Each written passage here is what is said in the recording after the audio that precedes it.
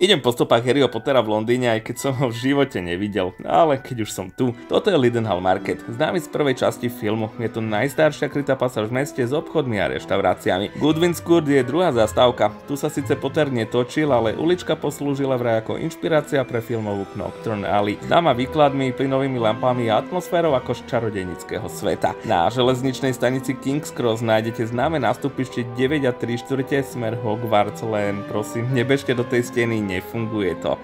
Fanúšici určite vedia, že sa v Londýne nachádza aj Warner Bros. Studio, v ktorom sa točila väčšina scén, ale to si ukážeme možno inokedy. Na záver Highgate Cemetery, ďalšia predloha pre druhú časť filmu Fantastické zvery, ktoré v podstate formovali čarodejnícky svet Harryho Pottera. Vstup 10 libier a odporúčam len západnú časť, je zaujímavejšia. Všetky tieto miestá sú menej známe pre bežných turistov, ale určite stoja za návštevu, aj keď nie ste Potterhead. Sledujte.